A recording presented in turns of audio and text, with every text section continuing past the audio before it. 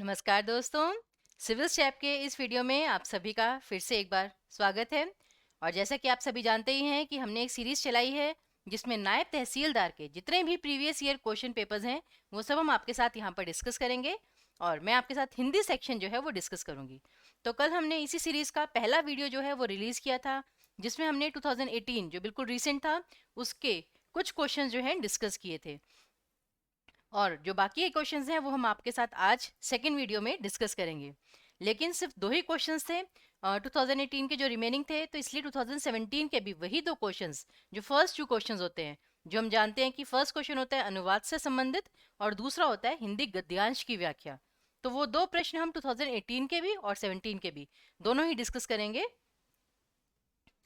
तो चलिए, जैसा मैंने आपको पहले ही बताया है कि जो आखिरी के चार प्रश्न थे 2018 के वो हम डिस्कस कर चुके हैं, तो उससे अब आगे डिस्कस करते हैं हम।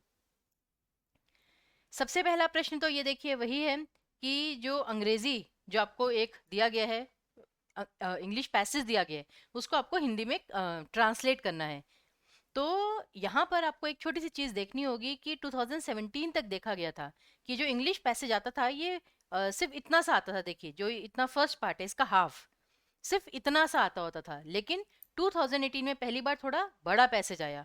और हो सकता है कि ये काफ़ी हद तक एक्सपेक्टेड है कि इस बार भी जो डिफ़िकल्टी लेवल है वो भी हाई ही रहे, पैसेज भी लंबा है। तो इसके लिए आपको प्रिपरेशन भी उसी अकॉर्डिंगली करनी होगी, बहुत हार्डवर्क की ज़रूरत होगी। और हिंदी को भी लाइटली लेने की भूल मत करिएगा बिल्कुल भी। मैं मानती हूँ कि हिंदी हमारी मातृभाषा है और बहुत मतलब कॉमनली हम इसे यूज़ भी करते हैं। बट प्रॉब्लम कहाँ आती है कि जो हम हिंदी अपने माइंड में सोचते हैं, बोलना भी बहुत आसान है, चलिए ठीक है ना, लेकिन जब हम लिखने पर आते हैं तो वहाँ पर हम बहुत सारी गलतियाँ कर देते हैं। और साथ ही साथ जहाँ पर अनुवाद की बात आती है, ट्रांसलेशन की बात आती है, वहाँ पर हमारी जो हिंदी शब्दावली है, हिंदी वोकैबलरी, वो हमारी इतनी स्ट्रांग नहीं है। तो उसके लिए फिर आपको बहुत प्रैक्टिस करनी पड़ेगी। तो उसके लिए अपनी कमर कस लीजिए, तैयार रहिए, अच्छे से तैयारियां कीजिए पेपर्स की। चलिए, तो आई गेस पीछे इंग्लिश का पैसेज आपके लिए रिपीट करने की तो ज़रूरत नहीं है, दोबारा से पढ़ने की। बेटर यही रहेगा कि आप अपने पास पैसेज जो है वो ओपन कर लीजिए। तो इसका जो हिंदी अनुवाद है वो हम आपके लिए लेकर आए हैं। फिर भी चलिए एक बार पढ़ देती हूँ आपके लिए कि जैसे द मीडियम और process of our time, electric technology, विद्युत प्रौद्योगिकी is reshaping and restructuring patterns of social interdependence, independence नहीं, इंटरडिपेंडेंस। इंटरडिपेंडेंस क्या होता है? जैसे कि हम किसी और पर जो निर्भर होते हैं, परस्पर जो निर्भरता होती है। And every aspect of our personal life, it is forcing us to reconsider and re-evaluate practically every thought, every action and every institution formerly taken for granted. Everything is changing: you, your family, your neighborhood, your education, your job, your government, your relation to the others. और ध्यान रखिए, जैसे ये आपका inverted commas में है, तो जब हम हिंदी में अनुवाद करेंगे तो वहां पर भी इन छोटी छोटी चीज़ों का ध्यान रखना पड़ता है। ये जो चिन्ह होते हैं, जो साइंस होते हैं, यहाँ पर स्टूडेंट्स कभी कभी इसको बहुत लाइटली ले लेते हैं कि इतना मतलब इसकी कोई ज़रूरत नहीं है, लेकिन वहां पर भी अंक कट सकते हैं। तो इस चीज़ को इग्नोर मत कीजिएगा। फिर and they are changing dramatically, यहाँ पर भी कहाँ गलती करते हैं स्टूडेंट्स? अब जैसे है ड्रामेटिकली, तो अगर आप इसको सिंपली हिंदी ट्रांसलेशन में डाल देंगे क्या आएगा? नाटकीय रूप से। लेकिन यहाँ पर ड्रामेटिकली का काम मतलब ये नहीं है कि नाटकीय रूप से, कि कोई ड्रामा हो रहा है, कोई नौटंकी चल रही है, ऐसा नहीं। ड्रामेटिकली मतलब बहुत ही बड़े स्तर पर, बड़ी मात्रा में, ह्यूजली। तो उस तरीके से, तो यहाँ पर क्या होता है, एक ही शब्द के भिन्न भिन्न अर्थ हो सकते हैं। कि इंग्लिश में वो एक वर्ड है लेकिन हिंदी में उसके चार पांच अर्थ हम निकाल सकते हैं, डिपेंडिंग अपॉन द कंटेक्स्ट। एक संदर्भ के अनुसार, एक स्पेसिफिक सिचुएशन में उस शब्द का क्या अर्थ है। तो वो समझने के लिए आपको अच्छे से पहले पूरा सेंटेंस पढ़ना पड़ेगा, तब जाकर आपको पता चलेगा। फिर जैसे societies have always been shaped more by the nature of the media by which men communicate than by the content of the communication. अब यहाँ पर भी एक और चीज़ है, जैसे है मीडिया। अब ज़रूरी नहीं है कि आपको हर शब्द का ही हिंदी अनुवाद करना ही करना है। जो मीडिया है वो आप हिंदी में भी मीडिया ही लिख सकते हैं। अब जैसे हॉस्पिटल है तो हिंदी में भी आप हॉस्पिटल लिख सकते हैं, ऐसी कोई बात नहीं है। तो जैसे अब आपके पास आया WTO, वहां पर लिखा हुआ है WTO, उसका मतलब वर्ल्ड ट्रेड ऑर्गेनाइजेशन ऐसा अलग से नहीं लिखा हुआ। ठीक है ना। अगर तो वो पूरा लिखा होता तब तो उसका हम हिंदी अनुवाद कर देते, लेकिन सिर्फ अगर WTO है तो आप हिंदी में भी ऐसा लिख सकते हैं कि जैसे डब्ल्यू ड आधा ब ल उस प्रकार से, फिर छोटा जो लाघव चिन्ह होता है आपका छोटा WTO, उस प्रकार से भी आप लिख सकते हैं, तो इसमें कोई गलती नहीं है। लेकिन इसका मतलब ये नहीं है कि आप हर शब्द को ही, मतलब कोई भी बड़ा शब्द जो आपको लगे कि डिफिकल्ट है उसे हिंदी में एज इट इज लिख दिया, कि जैसे है ड्रामेटिकली, समझ नहीं आ रहा उसे हिंदी में भी ड्रामेटिकली ही लिख दिया, वो चीज़ नहीं मैं कह रही। लेकिन कुछ ऐसे शब्द होते हैं जो हम हिंदी में एज इट इज यूज करते हैं। आधुनिक हिंदी और प्राचीन हिंदी में बहुत अंतर है। साहित्य जो है वो बदलता रहता है, नए नए शब्द हिंदी भाषा में भी जुड़ते जा रहे हैं, हिस्सा बनते जा रहे हैं। अब जैसे यहाँ पर आएगा कॉफी, अब कॉफी का कुछ अनुवाद होता है क्या? नहीं। हाँ, टी है, टी की जगह हम चाय लिख सकते हैं डेफिनेटली, लेकिन जो कॉफी है कॉफी की जगह यहाँ पर कॉफी ही लिखेंगे भाई। तो इसलिए थोड़ा सा आपको सोचना होगा कि हर चीज की ऐसे ट्रांसलेशन नहीं होती है, लेकिन संदर्भ आपको सही से समझना होगा। For instance is a technology the alphabet, for instance the technology that is absorbed by the very young child in a completely unconscious manner by osmosis to speak words, and the meaning of words predispose the child to think and act automatically in certain ways. अब यहाँ पर alphabet, अब alphabet वैसे तो हमें क्या लगता है कि जैसे जो वर्ण होते हैं हिंदी में, अगर हम और इसे हम यहाँ पे सिंगुलर अगर लें तो अल्फाबेट का मतलब तो ये हुआ जैसे A B या C, अगर हिंदी में लें क या ज। लेकिन यहाँ पे अल्फाबेट का मतलब वर्णमाला है, कि जो वर्णमाला होती है, जो एक तकनीक होती है बोलने के लिए जैसे कुछ। तो इसलिए अब इसका देखिए कि हम हिंदी में अनुवाद कैसे करते हैं। विद्युत प्रौद्योगिकी हमारे समय का माध्यम या प्रक्रिया हमारे सामाजिक परस्पर निर्भरता के ढांचों और हमारे व्यक्तिगत जीवन के हर पहलू को फिर से आकार दे रही है और पुनर्गठित कर रही है। रीशेपिंग एंड रीस्ट्रक्चरिंग, ये वही है कि फिर से आकार दे रही है और पुनर्गठित कर रही है। यह हमें व्यावहारिक रूप से हर उस विचार, हर प्रक्रिया और हर संस्था पर पुनर्विचार और पुनर्मूल्यांकन करने के लिए बाध्य कर रही है जिसे हमने पूर्व में वैसा ही स्वीकार कर लिया था। सब कुछ बदल रहा है, आप, आपका परिवार, आपकी शिक्षा, आपकी नौकरी और आपकी सरकार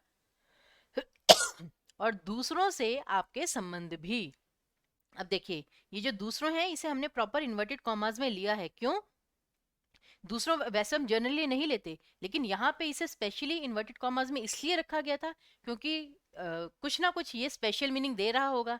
तो इसलिए यहाँ पर भी हमें अनुवाद करते समय इन्वर्टेड कॉमास को नहीं भूलना है, इस चीज का आपको खासा ध्यान रखना है। और ये सब बहुत व्यापक तरीके से बदल रहे हैं, व्यापक तरीके से कि बड़ी मात्रा में बदल रहे हैं, उसकी जगह आप ये लिख सकते हैं कि ये सब बहुत व्यापक तरीके से बदल रहे हैं, मतलब बड़े स्तर पर। संचार सामग्री की तुलना में समाज हमेशा उस मीडिया की प्रकृति से अधिक आकार लेता है जिसके द्वारा लोग बातचीत अथवा संवाद करते हैं। उदाहरण के लिए वर्णमाला, अल्फाबेट की जगह वर्णमाला एक ऐसी तकनीक है जो एक बहुत छोटे बच्चे द्वारा पूरी तरह से अचेतन तरीके से, अनकॉन्शियस मैनर, अचेतन तरीके से निकट संपर्क के प्रभाव द्वारा बोलने के लिए ग्रहण कर ली जाती है। शब्द और उसके अर्थ बच्चे को कुछ पूर्व निर्धारित तरीकों से सोचने और स्वचालित रूप से कार्य करने के लिए प्रेरित करते हैं। तो ये इसका अनुवाद था। तो अब आपके पास क्वेश्चन पेपर होगा, उसको देख के यहाँ पर इसका अनुवाद देखिएगा और समझने का प्रयास कीजिएगा कि कैसे कैसे हम जो अनुवाद है वो करते हैं। अगला जो प्रश्न है वो होता है गद्यांश की व्याख्या। और गद्यांश की व्याख्या में भी पहले वीडियो में मैंने आपको समझाया था कि जो निर्देश दिया गया होता है क्वेश्चन का, बहुत ध्यान से पढ़ना होता है कि पूछा क्या क्या गया है।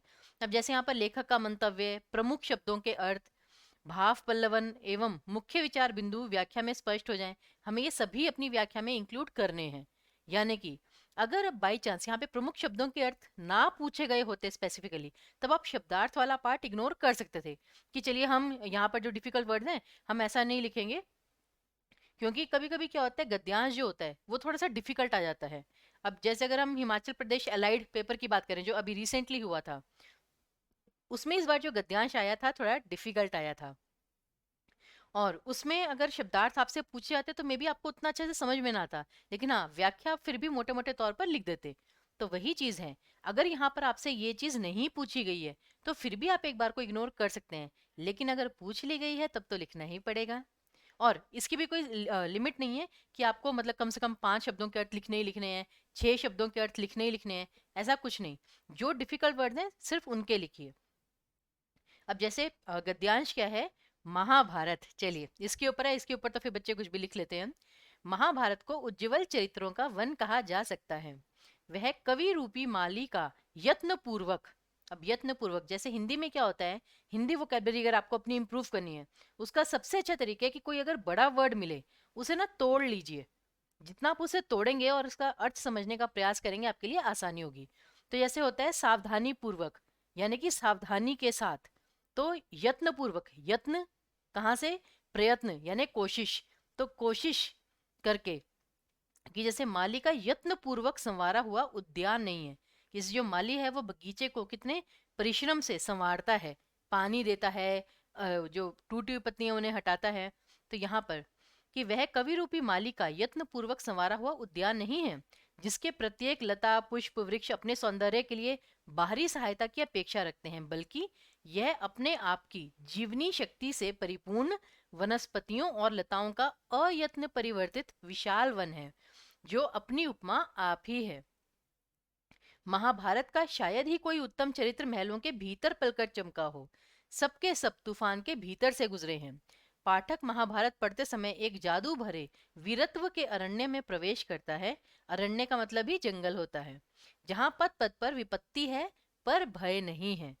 अब इसकी व्याख्या तो बहुत इंटरेस्टिंग होने वाली है, क्योंकि इसमें बहुत सारे भाग हैं। कि जैसे कवि और बगीचे के साथ तुलना की गई है, महाभारत की एक वन की काल्पनिक चित्रण किया गया है।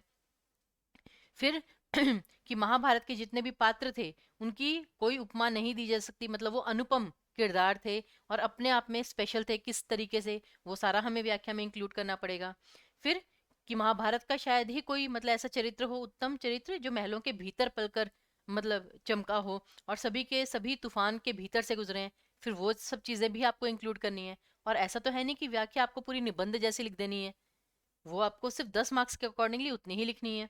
तो ये सब चीजें सोचते हुए फिर कि महाभारत पढ़ते समय आप एक जादू भरे वीरत्व के अरण्य में प्रवेश करते हैं, जहां पर पद पद पर विपत्ति है, मतलब मुसीबतें तो बहुत हैं लेकिन डर नहीं है लोगों में। तो ये सारी चीजें आप व्याख्या में कैसे इंक्लूड करते हैं वो अब देखते हैं। अब सबसे पहले प्रसंग आएगा ही आएगा कि भारतीय जातीय स्मृति की गौरवमयी ध्वनि का नाम है महाभारत।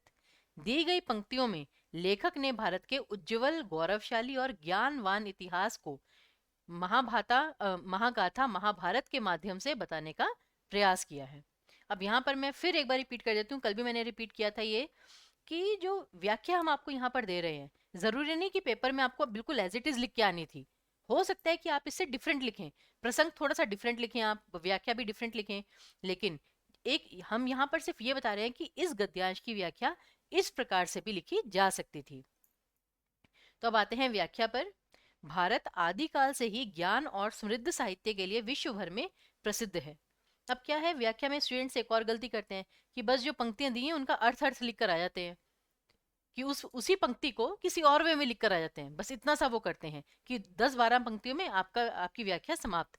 लेकिन आपको ऐसा नहीं करना है, वहां पर ये होना चाहिए कि आपने पढ़ के क्या जाना, लेखक क्या बताना चाह रहा था, वो सारी चीजें आनी चाहिए। तो अब ध्यान से पढ़िएगा इसे, कि स्टार्टिंग भी हम कैसे करते हैं व्याख्या की। कि भारत आदिकाल से ही ज्ञान और समृद्ध साहित्य के लिए विश्व भर में प्रसिद्ध है। जीवन से जुड़े हर क्षेत्र में, चाहे चिकित्सा शास्त्र हो, नीति शास्त्र, अर्थशास्त्र, खगोल विज्ञान या अन्य कोई भी शास्त्र, हर जगह ज्ञान का मूल भारत से ही निकला है। उसी गौरव गाथा में एक महान अध्याय महाभारत भी जोड़ता है।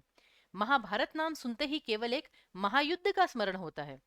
बिल्कुल सही है ना ये, कि जैसे महाभारत सुनते हैं सिर्फ एक युद्ध का हमें पता चलता है, परंतु इस महायुद्ध से जुड़ी हर गाथा दर्शाती है कि यह सिर्फ एक धर्म युद्ध ना होकर महान और उज्जवल चरित्रों की क्षमता, उनके सामर्थ्य और संघर्ष की एक गौरव गाथा है। तो यहां से अब मुद्दे की बात स्टार्ट हुई। अब इसमें अनेक महापात्र थे जिनकी अपनी कुशलताएं थी, विशेष वरदान और आशीर्वाद प्राप्त थे, और सभी की साथ रहते हुए भी एक भिन्न संघर्ष गाथा है। मूल कथानक में जितने भी चरित्र हैं वे अपने आप में पूर्ण हैं। भीष्म जैसे तेजस्वी और ज्ञानी, कर्ण जैसा गंभीर क्षत्रिय और दानवीर, द्रोण जैसा योद्धा और गुरु, कुंती और द्रौपदी जैसी तेजस्वी नारियां, गांधारी जैसी पतिव्रता, श्री कृष्ण जैसे स्थिर एवं तीव्र बुद्धि महान मार्गदर्शक, युधिष्ठिर जैसा सत्यपरायण, भीम जैसा मस्त मौला, अर्जुन जैसे धनुर्धर, विदुर जैसे नीतिज्ञ चरित्र अत्यंत दुर्लभ हैं। दूसरी ओर नकारात्मक छवि रखने वाले, अब क्या है यहाँ पर हमने यहाँ पे भी दो पॉइंट ऑफ व्यू बना दिए कि महाभारत में जैसे हम मोस्टली पांडवों को सकारात्मक रूप से लेते हैं और जो हैं कौरव उन्हें नकारात्मक रूप से, तो वो भी हमने यहाँ पर जोड़ा है कि इवन जो नकारात्मक छवि रखने वाले शकुनी जैसे कूटनीतिज्ञ, दुर्योधन जैसे महान बलशाली और गदाधारी, दुशासन जैसे भाई भी विशेष चरित्र एवं गुण रखते थे। तो यहाँ पे हमने क्या किया, कहते ना कि व्याख्या में आपको हमेशा ये दिखाना है कि आप एक पॉजिटिव पर्सन हैं। तो आपने बता तो दिया कि उनकी जैसे शकुनी, दुर्योधन और दुशासन की नकारात्मक छवि थी, लेकिन नकारात्मक छवि होते हुए भी उनके अंदर भी गुण थे। ऐसा नहीं होता कि जो विलन होता है उसमें सिर्फ बुराइयां ही होती हैं, उनकी अपनी विशेषताएं होती हैं। तो जैसे जो शकुनी थे वो महान कूटनीतिज्ञ थे, दुर्योधन महान बलशाली और गदाधारी था, दुशासन भाई की जैसे हर आज्ञा का पालन करता था, तो उनके भी विशेष चरित्र एवं गुण थे। सभी पात्रों ने जीवन में घोर संघर्ष किया, जिससे कुछ विशेष संदेश मिलता है। प्रमुख बात यह है कि यह सब इतना दिव्य और गौरवशाली है, मानो किसी कवि की एक सुंदर ओजस्वी कल्पना से रचित कविता हो। अब जैसे देखिए, लेकिन अभी हमने वो विशाल वन और उन सब के बारे में डिस्कस नहीं किया, तो वो अब करेंगे हम। परंतु यह सब कवि की कल्पना नहीं, अपितु पूर्णतः सत्य है और अपने आप में तेजस्वी और महावीरों से सुसज्जित एक विशाल वन। अब यहाँ पर हम वो वाला पॉइंट ले आए। वन में विभिन्न पुष्प, लताएं और वृक्ष अपनी सुंदरता के लिए दूसरों की सहायता पर आश्रित हैं, जो उनका ध्यान रख सके, उनकी सुंदरता परख कर उनका यथोचित सम्मान कर सके। परंतु महाभारत के इस वन में सभी अपने आप में संपूर्ण, अद्भुत और अनुपम हैं, जिनकी तुलना किसी और से नहीं की जा सकती। अब जैसे अर्जुन जैसा धनुर्धर हो ही नहीं सकता, कर्ण जो थे वो भी बहुत महान धनुर्धर थे, अर्जुन से बेहतर ही थे, लेकिन उनकी भी अपनी विशेषता थी। और ये सभी जन राज परिवार से अवश्य थे, परंतु इतना सामर्थ्यवान बनने हेतु ये केवल महलों और उसकी सुख सुविधाओं तक ही सीमित नहीं रहे। सभी ने जीवन में घोर तप और परिश्रम किया, अनेक प्रकार की विद्याएं अर्जित की, अनेक परीक्षाओं, चुनौतियों का सामना किया, विपत्तियों की अग्नि का ताप ग्रहण किया, और तब जाकर उन्होंने स्वयं के लिए इतिहास में सम्मानित स्थान अर्जित किया। तो ये चीज होती है कि कैसे आप एक भाव को बड़ा करके लिखते हैं, इसी को भाव पल्लवन कहा जाता है। हर पात्र की अपनी सकारात्मक या नकारात्मक छवि रही, परंतु किसी में भी वीरता की कोई कमी नहीं थी और भय किसी के भी चरित्र में कहीं चित्रित नहीं हुआ। इससे बेहतर महान पौरुष का जीवंत उदाहरण भविष्य में भी कभी सोचना असंभव सा लगता है। तो यहाँ पर आकर आपकी व्याख्या खत्म हो जाती है। तो इस तरीके से आप एंडिंग करेंगे कि आपने पूरी व्याख्या में सब कुछ इंक्लूड भी कर लिया, अपने भी पॉइंट्स रखे, कि एग्जामिनर को ऐसा ना लगे कि बस जो वहां पे गद्यांश में दिया हुआ है उसे ही बस तोड़ मरोड़ के ऐसा लिख दिया। अब आपने प्रसंग लिख लिया, व्याख्या लिख ली, अब आता है भावार्थ। भावार्थ क्या होता है कि अब जो आपने पूरी व्याख्या की उसका निचोड़ क्या निकलता है, रस। कि महाभारत के सभी पात्र अत्यंत शौर्य, वीरता और निर्भयता से लैस थे। उनकी तुलना कभी किसी से करना ना ही उचित होगा और ना ही संभव। वे इतिहास के एक सुंदर वन में सजे सुगंधित पुष्पों और वृक्षों के समान हैं, जो जीवन और ब्रह्मांड के अंत तक हर पीढ़ी को प्रेरणा देंगे। उनमें ज्ञान, वीरता और प्रेरणा की सुगंध सदैव भरते रहेंगे। अब आते हैं शब्दार्थ। अब एक बात यहाँ पर यह है कि शब्दार्थ या तो आप यहाँ पर लिखिए या प्रसंग के बाद और व्याख्या से पहले, मतलब प्रसंग और व्याख्या के बीच में लिखिए शब्दार्थ। तो चरित्र का मतलब व्यक्तित्व आपका, यत्न पूर्वक मतलब मेहनत के द्वारा, उद्यान का मतलब बगीचा, अपेक्षा मतलब उम्मीद, परिपूर्ण मतलब भरा हुआ, अयत्न परिवर्तित मतलब परिश्रम से, उपमा तुलना, अरण्य मतलब जंगल, विपत्ति मतलब मुसीबत। अब विशेष क्या है, अब ये वाला जो पार्ट है ना, देखिए यहाँ पर मैं आपको बता दूं, मैंने पद्यांश की व्याख्या में भी बताया था कल कि प्रसंग, शब्दार्थ, व्याख्या और भावार्थ, ये चार चीजें तो लिखनी जरूरी होती हैं, लेकिन विशेष लिखना ऐसा जितना जरूरी नहीं होता। कोई ऐसा जरूरी नहीं है, लेकिन अगर आप ये लिखेंगे डेफिनेटली आपको 1-2 मार्क्स जरूर एक्स्ट्रा मिलेंगे। क्यों? यहाँ पर आपकी और ग्रामर की नॉलेझ झलकती है। जैसे कि पंक्तियां ओज गुण एवं वीर रस से ओतप्रोत हैं। रास नहीं, सॉरी, रस। ध्यान रखिए, आ की मात्रा नहीं आएगी, ये केवल रस है। जैसे काव्य रस जो होते हैं, तो काव्य रस का मतलब ये नहीं वो सिर्फ कविता में आएंगे। कहीं भी जो पंक्तियां हैं जहां पर वो चीज झलक रही है, निचोड़ जो उसका निकलता है कि वीरता झलकती है, तो यहाँ पर ओज गुण और वीर रस है। विचारों को रूपक अलंकार से अलंकृत किया गया है। भाषा तत्सम शब्दावली से सुसज्जित है। भारत के गौरवपूर्ण इतिहास को साहित्य से जोड़ने का प्रयास किया गया है। तो ये सब आपका विशेष में आएगा। अब आते हैं 2017 के नायब तहसीलदार के एग्जाम पर। उसमें भी हम इस वीडियो में पहले 2 प्रश्न जो हैं वो आपके साथ डिस्कस करेंगे। बाकी हम अगले वीडियो में आपके साथ जितने भी रिमेनिंग क्वेश्चंस होंगे वो डिस्कस करेंगे। चलिए, यहाँ पर तो इंग्लिश और हिंदी दोनों आपके सामने ही है, तो आगे समझने में और आसानी होगी। अब देखिए, जो मैंने आपको कहा था कि 2018 में पहली बार इतना बड़ा पैसेज आया, उससे पहले ये देखिए सिर्फ एक एक पैराग्राफ आता था, वो भी छोटा छोटा सा, ज्यादा बड़ा नहीं आता था। तो अब culture is learned from the people you interact with as you are socialised. अब अनुवाद करते समय स्टूडेंट्स गलती भी कभी कभी क्या करते हैं कि जो चीज़ पहले है बस वहीं से उन्हें स्टार्ट करना है। कि जैसे इसकी हिंदी वो क्या बनाएंगे कि कल्चर इज लर्न फ्रॉम, संस्कृति सीखी जाती है लोगों से बात करके, क्योंकि हम सामाजिक प्राणी हैं। जरूरी नहीं है आपको बिल्कुल इसी फॉर्म में लिखना है। अंग्रेजी का सेंटेंस जो होता है वो बनाते समय और हिंदी का जो एक वाक्य होता है, दोनों की संरचना में अंतर होता है। अगर अंग्रेजी का सेंटेंस ये है कि culture is learn from the people you interact with as you are socialised, Hindi में ये चीज पहले आ जाती है कभी कभी कि मनुष्य एक सामाजिक प्राणी है और समाज के लोगों से बातचीत के द्वारा ही मनुष्य को संस्कृति का ज्ञान मिलता है। तो देखिए आगे पीछे हो गई ना चीज। तो इसलिए अनुवाद का मतलब आंखें बंद करके बस ये नहीं है कि आप जैसे कुछ स्टूडेंट्स जो होते हैं वो गूगल ट्रांसलेट करके वो फटाफट कर लेते हैं। वहां पर भी आपको बुद्धि का बहुत ज्यादा प्रयोग करना पड़ेगा। So, watching how adults react and talk to new babies is an excellent way to see the actual symbolic transmission of culture among people. तो लोगों में संस्कृति के वास्तविक प्रतीकात्मक हस्तांतरण को देखने का एक उत्कृष्ट माध्यम है नए बच्चों से बात करना और यह देखना कि वयस्क कैसे प्रतिक्रिया देते हैं। Two babies born at exactly the same time in two parts of the globe may be taught to respond to physical and social stimuli in very different ways. कि दुनिया के दो भिन्न हिस्सों में एक ही समय में पैदा हुए दो बच्चों को शारीरिक और सामाजिक उत्तेजनाओं पर बहुत अलग तरीके से प्रतिक्रिया देना सिखाया जा सकता है। For example, some babies are taught to smile at strangers, whereas others are taught to smile only in very specific circumstances. अब इसमें आपको एक चीज थोड़ी सी ध्यान रखनी है, टेंसेस और वर्ब्स। जैसे अदर्स आर, यानी कि ये प्रेजेंट टेंस है, तो सिखाया जाता है, था नहीं है। तो टेंसेस का भी आपको बहुत ध्यान रखना है। तो यहाँ पर है जैसे कि उदाहरण स्वरूप कुछ बच्चों को अजनबियों को देखकर मुस्कुराना सिखाया जाता है, जबकि दूसरों को कुछ विशेष परिस्थितियों में ही मुस्कुराना सिखाया जाता है। यहाँ पर आपका अनुवाद खत्म।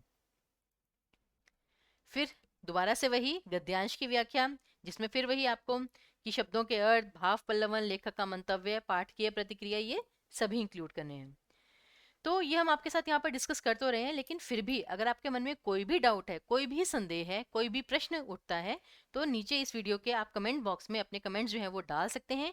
कोई भी प्रश्न आप ऐसे पूछ सकते हैं। तो ये हजारी प्रसाद द्विवेदी जी की पंक्तियां हैं कि जो समझता है कि वह दूसरों का उपकार कर रहा है वह अबोध है। अबोध, जैसे हम कहते हैं ना मुझे इस चीज का बोध है, मतलब जानकारी है, और अबोध मतलब जिसे किसी चीज की जानकारी नहीं है, जिसे उसके बारे में पता नहीं है। जो समझता है कि दूसरे उसका अपकार कर रहे हैं वह भी बुद्धिहीन है। अब यहाँ पर उपकार था, यहाँ पर अपकार है, ध्यान से, दोनों विलोम शब्द हैं। कौन किसका उपकार करता है, कौन किसका अपकार कर रहा है? मनुष्य जी रहा है, केवल जी रहा है, अपनी इच्छा से नहीं, इतिहास विधाता की योजना के अनुसार। किसी को उससे सुख मिल जाए बहुत अच्छी बात है, नहीं मिल सका कोई बात नहीं, परंतु उसे अभिमान नहीं होना चाहिए। सुख पहुंचाने का अभिमान यदि गलत है तो दुख पहुंचाने का अभिमान तो ये निरंतान नहीं आएगा। यहाँ पर मुझे लगता है टाइपिंग मिस्टेक है, ये आएगा नितांत। नितांत मतलब बिल्कुल गलत है। तो अब यहाँ से आपको पंक्तियां पढ़ के थोड़ा थोड़ा तो समझ में आने लग गया होगा, और मैं रिक्वेस्ट करूंगी कि यहीं पर वीडियो पॉज भी कीजिएगा। पहले खुद सोचिए कि आपको क्या लगता है किसका क्या अर्थ निकल सकता है। 2 मिनट लीजिए, 3 मिनट लीजिए, उसके बाद व्याख्या देखिए। तब आपको पता चलेगा कि क्या आप सही दिशा में सोच रहे थे, क्या आपकी अंडरस्टैंडिंग जो है वो सही है। क्योंकि जब इस प्रकार से आप प्रयास करेंगे तब जाकर आपकी अच्छे से प्रैक्टिस होगी व्याख्या की। और मेन आपको व्याख्या में सबसे बड़ी चीज की प्रैक्टिस क्या करनी होती है कि कोई भी आपके सामने पैराग्राफ आ जाए, मैं कहती हूँ आप घर में बैठे हैं, आपके पास बुक पढ़ने का टाइम नहीं है, लैपटॉप खोलने का टाइम नहीं है, मोबाइल आपके हाथों में रहता है, मोबाइल देखिए, वहां पे आप सोशल मीडिया पे सारे एक्टिव रहते हैं। 2 पंक्तियां मिली हिंदी की, उन्हीं के बारे में सोचिए कि मैं इसके बारे में और क्या क्या सोच सकती हूँ, क्या क्या सोच सकता हूँ। उस भाव को विस्तार दीजिए। सोचिए कि अगर मेरे पास ये केवल 3 या 4 पंक्तियां आ जाएं तो मैं इसके बारे में क्या क्या मतलब हम लिख सकते हैं। वहीं से आपकी हिंदी की प्रैक्टिस हो जाएगी। तो पहले सोचने का प्रयास कीजिए अच्छे से, और लिखने का तो प्रयास आवश्यक है ही है। तो अब देखते हैं। अब सबसे पहले प्रसंग, इन पंक्तियों में लेखक ने किसी भी प्रकार के बंधन से मुक्त होकर स्वतंत्र मन से सही जीवन जीने की प्रेरणा देने का प्रयास किया है। मानव जीवन की सामान्य प्रवृत्ति के उदाहरणों द्वारा लेखक द्वारा पथ प्रदर्शन का यह एक सही प्रयास है। जैसे कहते हैं ना पीछे जो गद्यांश में दिया गया है कि कौन किसका उपकार करता है, कौन किसका अपकार करता है। मनुष्य जी तो रहा है लेकिन सिर्फ जी रहा है, अपने अनुसार नहीं, भाग्य विधाता के अनुसार। कि मतलब बस जो लाइफ में चल रहा है चल रहा है, हम अपने अकॉर्डिंगली नहीं जी पा रहे हैं, मतलब मुक्त होकर नहीं जी पा रहे हैं, बंधनों में जी रहे हैं। शब्दार्थ यहाँ पर हमने पहले लिख दिए, तो ये चीज याद रखिएगा। उपकार का मतलब मदद या सहायता, अपकार का मतलब अहित, अत्याचार या बुराई, अभिमान का मतलब अहंकार, नितांत मतलब निश्चित रूप से या पूर्णतः। अब यहाँ पर एक और चीज है, शब्दार्थ में भी ना स्टूडेंट्स क्या ट्रिक लगाते हैं कभी कभी। शब्दार्थ लिखते वक्त स्टूडेंट्स उस शब्द के ना 2-3 अर्थ लिख देते हैं जान के, इसलिए कि कभी कभी उन्हें डाउट होता है कि ये इसका अर्थ था या ये इसका अर्थ था। उन्हें लगता है हम दोनों लिख देंगे, जो भी सही होगा टीचर तो सही मान ही लेगा, एग्जामिनर। लेकिन ये चीज़ गलत है। एग्जामिनर ने अगर उस चीज़ को गलत वे में ले लिया, फिर जैसे कहते हैं ना एक बार नेगेटिव इंप्रेशन पड़ जाए फिर आप उसको गलत ही लेंगे। जैसे मूवीज में होता है कि आपने देख लिया इस फिल्म में ये वाला विलन है, इसका नेगेटिव रोल ही होगा। तो वो चीज़ होती है कि फिर स्टार्टिंग में ही अगर नेगेटिव इंप्रेशन पड़ जाए तो फिर आगे आपने कितना भी अच्छा लिखा हो ना, वो थोड़ा सा वो चीज़ मतलब मार्क्स कहीं ना कहीं थोड़ा अंतर कभी कभी आ जाता है। तो बस मैं ये कहना चाहूंगी कि चतुराई दिखाइए लेकिन गलत चीज मत करिएगा। चलिए अब आते हैं व्याख्या पर, कि जैसे तकनीक से लैस इस आधुनिक जीवन में मनुष्य पूरे ब्रह्मांड पर अपना स्वामित्व समझता है। वह स्वयं को हर जीव जंतु एवं वस्तु से कहीं अधिक मूल्यवान समझता है। इसमें तनिक भी शंका नहीं है कि मनुष्य ने अपनी बुद्धि के बल पर अत्यधिक विकास किया है। वह चांद एवं अन्य ग्रहों तक भी पहुंच गया है। ब्रह्मांड के सारे राज उसने खोल कर रख दिए हैं। परंतु अत्यंत दुखद है, अधिकतर वह स्वयं के भीतर पहुंचने में सदा से असक्षम रहा है। यानी कि जैसे वहां पर था ना कि मनुष्य मतलब अपने अकॉर्डिंगली नहीं जी रहा, दूसरों के अकॉर्डिंगली जी रहा है, विधाता के भाग्य विधाता के अनुसार जी रहा है। तो यहाँ पर भी वही है कि एक इंसान जिसने अपनी बुद्धि के बल पर पूरे ब्रह्मांड पर जीत हासिल कर ली है, वो स्वयं पर जीत हासिल नहीं कर पाता है, क्योंकि वो स्वयं के भीतर झांक कर नहीं देखता है कि उसकी अंतरात्मा की आवाज क्या है। बुद्धि का प्रयोग आवश्यक है, परंतु अंतरात्मा तक जाकर स्वयं के अस्तित्व की खोज बहुत ही कम लोग कर पाते हैं। थोड़ी सी सफलता पाकर मनुष्य स्वयं को शेष से उच्च मानने लगता है। उसकी अभिलाषा, अभिमान एवं लालसा निरंतर बढ़ती ही रहती है। वह हर अच्छे और सफल कार्य का श्रेय स्वयं लेना चाहता है, परंतु हार का दोषी विधाता परिस्थितियां दूसरों पर डाल देता है। स्वयं का किया गया छोटा सा भला काम भी उसे महान लगता है, एवं दूसरों के किए कार्यों को वह श्रेय देने में कतराता है। इन सभी के पीछे प्रमुख कारण भय एवं मोह है। अब जैसे देखिए गद्यांश में भय मोह कुछ नहीं दिया हुआ था, लेकिन हमें भी तो उस पैसेज को मतलब पढ़कर कुछ अपना दिमाग लगाना है कि वहां पर बेसिकली छिपी हुई चीज क्या है। ठीक है ना, वो चीज आपको ध्यान देनी है। यही दोनों मनोभाव उसकी अज्ञानता और अंत में पतन का कारण बनते हैं। समय के साथ मनुष्य इन भावों का गुलाम बनता जाता है और स्वतंत्र मन से जीना भूल जाता है। यह सब मनुष्य के असंतोष, दुख एवं अस्वस्थता का कारण बनता है। भौतिक सुख और सफलताएं पाकर मनुष्य कुछ समय तक ही संतोष प्राप्त कर सकता है, परंतु वास्तविक और परम सुख मनुष्य को तभी मिलेगा जब वह भय एवं मोह से उत्पन्न क्रोध, ईर्ष्या, लालच जैसी बुराइयों से दूर होकर मन में सद्भाव लाएगा, दूसरों के प्रति मन में प्रेम एवं सहानुभूति जागृत करेगा और कर्म को भाग्य से श्रेष्ठ समझेगा। तो इस प्रकार से हमने इसकी व्याख्या की। अब भावार्थ। अब वैसे तो भावार्थ बहुत ज़्यादा लंबा नहीं होता, लेकिन यहाँ पर भावार्थ में हमें थोड़ा सा एक्सप्लेन करना पड़ेगा कि अभिमान एक ऐसा मनोभाव है जो मनुष्य को केवल अज्ञानता और पतन के मार्ग पर प्रशस्त करता है। मनुष्य को सदा प्रकृति से सीख लेनी चाहिए कि नम्रता से पूर्ण होकर बिना अभिमान के वृक्ष अपने फूल, फल, पत्ते, लकड़ी और यहाँ तक अपनी जड़ों तक का दान सहर्ष करता है। फूल भी इसी प्रकार सभी को सुगंध एवं प्रसन्नता देते हैं। नदियां जल देती हैं। सूर्य को अपने तेज व प्रकाश और चंद्रमा को अपने सौंदर्य का कोई अभिमान नहीं है। ये सभी निश्चल होकर बिना किसी अपेक्षा के, बिना भाग्य के अधीन रहकर पूर्ण निष्ठा से अपना अपना कर्तव्य निभाते हैं। उसी प्रकार मनुष्य को भी मन से ईर्ष्या, भय, मोह, क्रोध जैसे भावों को त्याग कर सकारात्मकता, नम्रता और निश्चलता जैसे गुणों को अपनाना चाहिए और भाग्य के अधीन ना रहकर काम पर विश्वास करना चाहिए। यही सफलता और प्रसन्नता की कुंजी है। तो ये था आपका भावार्थ। और अंत में विशेष, अगर बाई चांस आपको पता हो तो, कि जैसे आपने जो लाइंस पढ़ी, लाइंस ऐसी कोई डिफिकल्ट तो नहीं थी कि आपको समझ में ही ना आई हो, भाषा बिल्कुल सरल थी। तो इसलिए भाषा अत्यंत सरल एवं शैली व्यंग्यात्मक है। अब शैली व्यंग्यात्मक क्यों है? व्यंग्यात्मक का मतलब क्या होता है? ये नहीं कि जिसमें हंसी आए। व्यंग्यात्मक का मतलब ये भी होता है, मतलब हंसी आना एक दूसरा पार्ट है, दूसरा एक होता है पॉइंट ऑफ व्यू कि आप किसी पर कटाक्ष कस रहे हैं, जैसे कहते हैं ना मतलब हंसते हंसते आप किसी पर ताना कस रहे होते हैं कि तुम जाओगे तब तो इंडिया जीत गया। ये चीज ये होते हैं व्यंग्यात्मक। तो पंक्तियां पूर्णतः शांत रस से प्रेरित हैं। अब शांत रस का मतलब क्या होता है? जैसे पीछे लाइंस में दिया गया था कि कौन किसका उपकार करता है, कौन किस पर अपकार करता है। तो ये यानी कि जैसे हम कहते हैं ना कि ना हमें सुख से कोई लेना देना है, ना दुख से कोई लेना देना है, मन को स्थिर करके चलना है, वहां पर आता है शांत रस।